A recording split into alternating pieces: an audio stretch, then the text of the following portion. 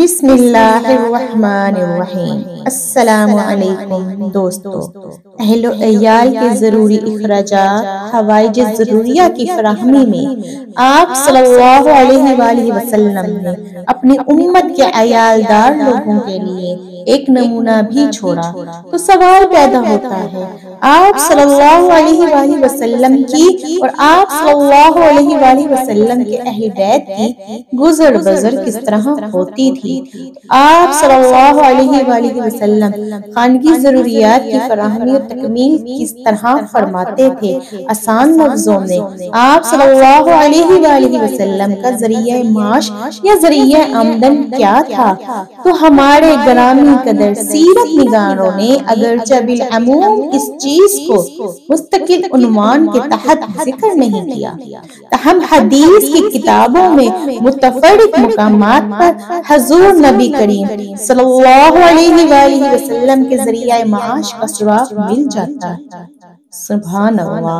چنانچہ اہل علم کو معلوم ہے کہ نبی کریم صلی اللہ علیہ وآلہ وسلم نے جب جوانی میں قدم رکھا تو ذریعہ معاش کے لیے عام شرفائے مکہ اور اپنے آباء و اجداد کے پیشہ تجارت کو اختیار فرمایا۔ سبحان اللہ۔ اس سلسلے میں آپ صلی اللہ علیہ وآلہ وسلم نے چچا جان کے ہمراہ شام کا تجارتی سفر اور پھر سیدہ خدیجۃ الکبریٰ رضی اللہ تعالی عنہ کا تجارتی مال لے کر کئی ممالک کا سفر کیا اور اپنی دیانت و ایمانداری اور خداداد ذہان و فطانت سے دوسرے تاجروں سے کہیں زیادہ نفع کمایا۔ سبحان اللہ۔ 25 سال کی عمر میں جب آپ صلی اللہ علیہ وآلہ وسلم سیدہ خدیجہ رضی اللہ تعالی عنہ کے رفیق تجارت سے آگے بڑھ کر ان کے رفیق حیات بھی بن گئے، انہوں نے زوجہ محترمہ رضی اللہ تعالی عنہ کا شرف حاصل کرنے کے بعد اپنے خداداد مال، اپنے اثار، اپنے خلوص و محبت اور اپنی کمال وفا شعاری کے بعد حضور نبی کریم صلی اللہ علیہ وآلہ وسلم کو مالی تفکرات سے مستغنا کر دیا تھا۔ سبحان اللہ۔ سیدہ خدیجہ رضی اللہ تعالی عنہ کی اس ذاتی خلوص و محبت، وفا شعاری اور مالی اثار و قربانی کا اعتراف خود حضور نبی کریم صلی اللہ علیہ وآلہ وسلم نے متعدد مقامات پر فرمایا۔ مکہ معظمہ میں جب تک قیام رہا اس اثاثے پر غسر بسر ہوتی رہی۔ جب آپ صلی اللہ علیہ وآلہ وسلم نے حضرت خدیجۃ الکبریٰ رضی اللہ تعالی عنہ کے پاس پہلے کا بچا بچایا موجود تھا، ہجرت فرمائی تو گویا دامن جھاڑ کر اٹھ کھڑے ہوئے اور مدینہ طیبہ پہنچ کر آپ بالکل بے سر و سما تھے۔ سبحان اللہ۔ ابتدائی زمانہ انتہائی عسرت اور تنگ دستی کے ساتھ گزارا۔ مکہ مکرمہ سے ہجرت کے بعد جب آپ صلی اللہ علیہ وآلہ وسلم مدینہ منورہ تشریف لائے تو 7 ماہ تک معروف صحابی حضرت ابو ایوب انصاری رضی اللہ تعالی عنہ کو مہمانی کا شرف عظیم بخشا۔ ظاہر ہے اس عرصے میں آپ صلی اللہ علیہ وآلہ وسلم کو اپنے اور اپنے اہل عیال کے کھانے پینے اور دیگر گھریلو اخراجات کے لیے کسی کام اور محنت کی ضرورت نہ تھی۔ حضرت ابو ایوب رضی اللہ تعالی عنہ کو مہمان نوازی کے طور پر بحضر بارگاہ نبوی صلی اللہ علیہ وآلہ وسلم میں پیش کرتے ہی تھے۔ اس دوران کئی دوسرے انصار صحابہ بھی روزانہ حضور نبی کریم صلی اللہ علیہ وآلہ وسلم کے لیے کھانا اور دیگر تحائف پیش کرنے میں حضرت ابو ایوب انصاری رضی اللہ تعالی عنہ سے پیچھے نہیں تھے۔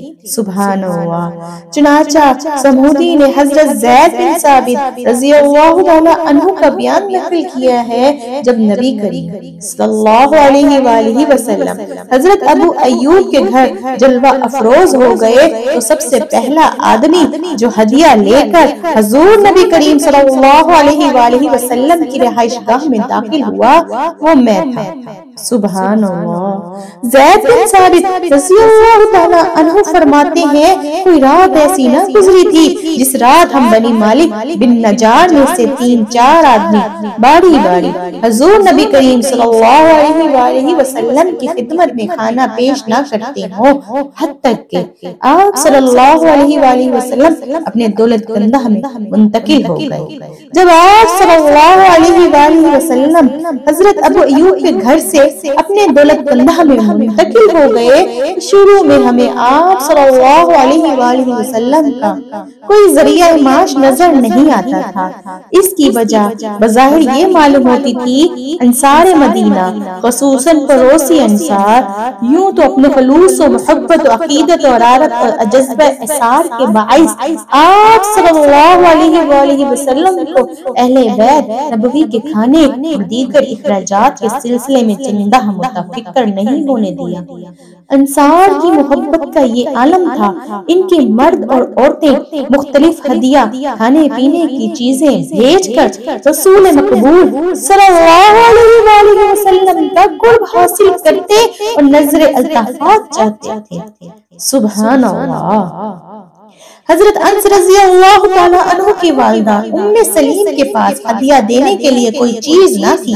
انہوں نے یہ حسرت اپنا بیٹا انس بارگاہ نبوی صلی اللہ علیہ وآلہ وسلم میں خدمت کے لیے پیش کر کے پوری کی۔ آپ کے ننہالی عزیز و صاحب حیثیت حضرت سعد بن عبادہ رضی اللہ تعالیٰ عنہ، حضرت سعد بن معاذ رضی اللہ تعالیٰ عنہ اور حضرت اسد بن زارہ رضی اللہ تعالیٰ عنہ کی عقیدت کا تو یہ عالم تھا۔ روزانہ بلا ناغہ ان کے کھانے کا پیالہ دولت گندہ نبی صلی اللہ علیہ وآلہ وسلم میں پہنچتا تھا۔ علاوہ ازاں مدینہ منورہ کے انصار صحابہ زراعت کے پیشے سے منسلک تھے۔ ان میں سے صاحب ثروت حضرات اپنے اپنے باغوں میں ایک ایک درخت کو نشان زدہ کر دیا تھا۔ سبحان اللہ۔ اس کا پھل رسول اللہ صلی اللہ علیہ وآلہ وسلم کے لیے ہوگا۔ چنانچہ ہر سال کھجور کی فصل کاٹنے پر اس درخت سے جتنی کھجوریں حاصل ہوتی وہ سب حضور نبی کریم صلی اللہ علیہ وآلہ وسلم کے گھر پہنچا دی جاتی۔ ہاتھ سے کما کر کھانے والے بلکہ دوسروں کو کھلانے والے نبی کریم صلی اللہ علیہ وآلہ وسلم کے لیے کیسے ممکن تھا کہ وہ اپنے صحابہ رضی اللہ تعالیٰ عنہ کے تحائف و ہدیہ اور نذرانوں پر بھروسہ کرتے ہوئے ہاتھ پر ہاتھ رکھ کر بیٹھ جاتے۔ انصار کے یہ پرخلوص ہدیے اور نذرانے تو محض ان غلاموں عقیدت مندوں کی تسکین خاطر اور عزت افزائی اور بلندی درجات کے لیے قبول کیے جاتے۔ سبحان اللہ۔ دیگر نصیرت نگاروں کے مطابق حضور نبی کریم صلی اللہ علیہ وآلہ وسلم نے اپنے بال بچوں کی غذائی ضروریات کے لیے دودھ دینے والی کچھ بکریاں اور اونٹنیاں ذاتی طور پر خرید لی تھی اور کچھ لوگوں نے بطور ہدیہ پیش کی تھی۔ سبحان اللہ۔ ان بکریوں اور اونٹنیوں کے لیے شہر مدینہ کے مفازات میں ایک چراگاہ معین کی گئی جہاں ایک صحابی رضاکارانہ طور پر ان جانوروں کی نگہداشت کرتے، انہیں چرانے کا فریضہ انجام دیتے اور روزانہ دودھ اس مقام سے مدینہ منورہ لا کر رسول اکرم صلی اللہ علیہ وآلہ وسلم کے ہاں پہنچایا کرتے تھے۔ سبحان اللہ۔ اہل خاندان اس دودھ کو استعمال کرتے۔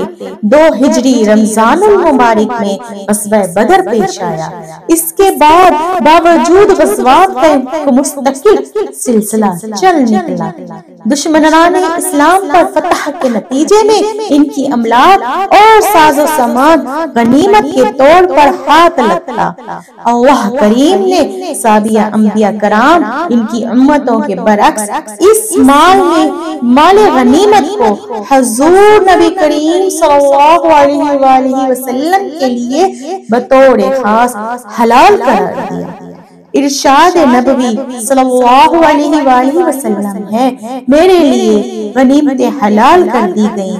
سبحان اللہ۔ ایک دوسری جگہ ارشاد ہے، ہم سے پہلے کسی کے لیے یہ غنیمتیں حلال نہ تھی بوجہ کہ اللہ نے ہماری کمزوری اور عجز کو دیکھا تو غنیمت کو ہمارے لیے حلال کر دیا۔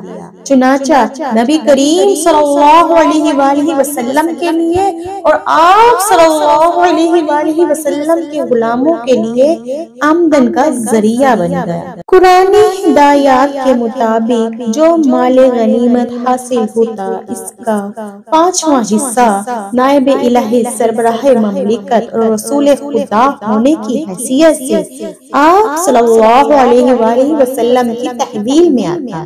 باقی جو چوتھا حصہ ہوتا مجاہدین غازیوں میں تقسیم کر دیا جاتا۔